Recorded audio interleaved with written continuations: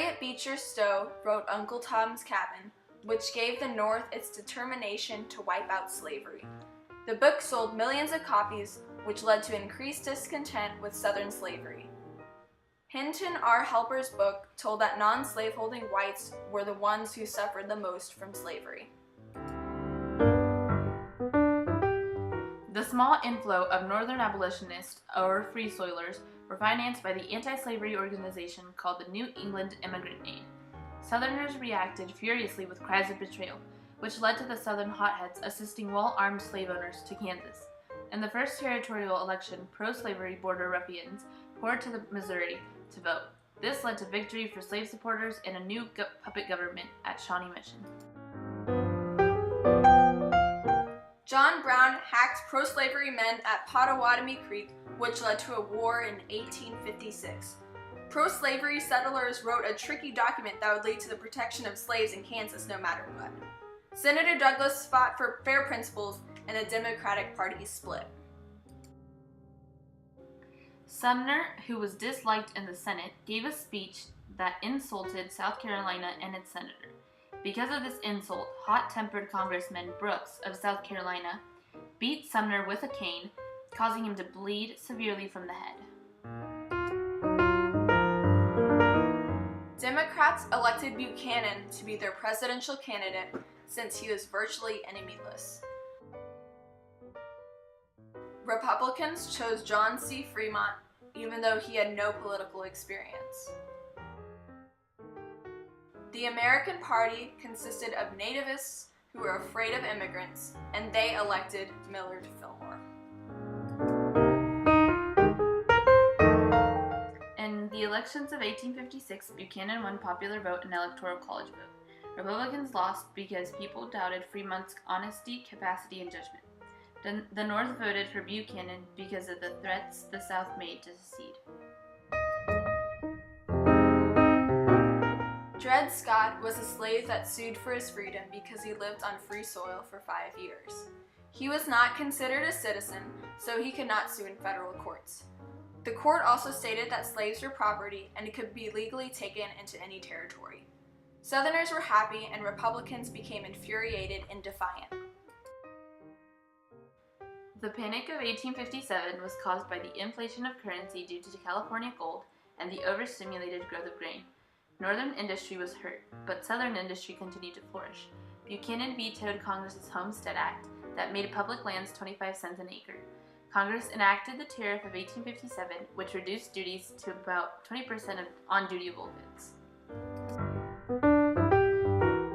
Lincoln was self-educated and was called Honest Abe because he refused cases that went against his conscience to defend when he was a lawyer.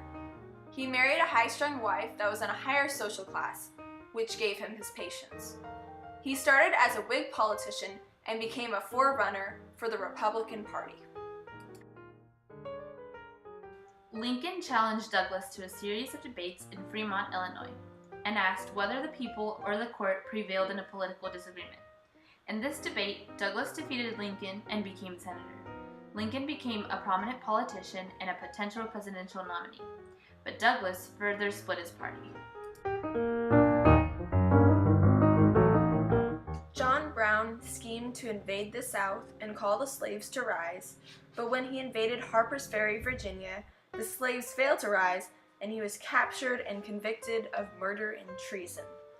The South jumped to the conclusion that all abolitionists in the North were like John Brown, even though the North was infuriated with Brown and his actions. The first tragic secession was a secession of Southerners from the Democratic National Convention. The Second National Convention in Baltimore consisted of Douglas Democrats, who were mainly Northerners, and they nominated Douglas for president. The other Democratic Convention, also in Baltimore, consisted of angered Southerners who nominated John C. Breckinridge for president.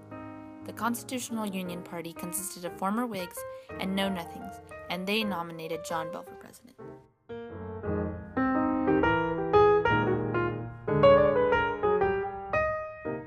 In 1860, the Republican Nomination Convention nominated Abraham Lincoln because he was a strong candidate and only had a few enemies as compared to William H. Seward.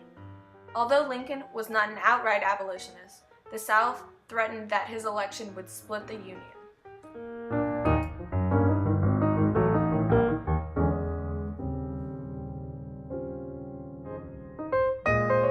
Lincoln won the election of 1860.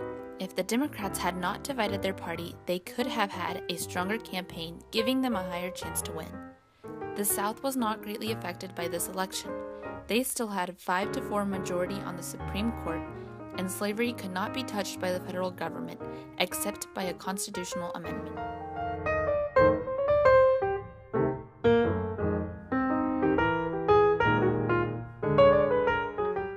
South Carolina kept their word about seceding and split from the Union. The 10 other Southern states followed shortly thereafter and became the Confederate States of America, led by President Jefferson Davis. When the South seceded, Buchanan was still in office, and he was later blamed for not holding the Union together.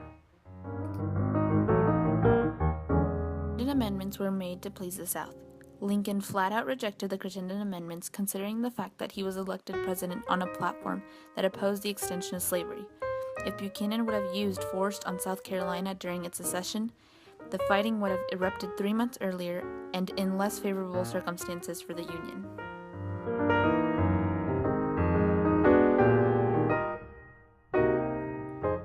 One of the major reasons that the South seceded was slavery or other issues related to slavery. The South thought they were doing nothing wrong when they seceded, and they saw it as similar to the American Revolution. Most of all, the South just wanted to be left alone by the North, and they wanted the power to trade on their own.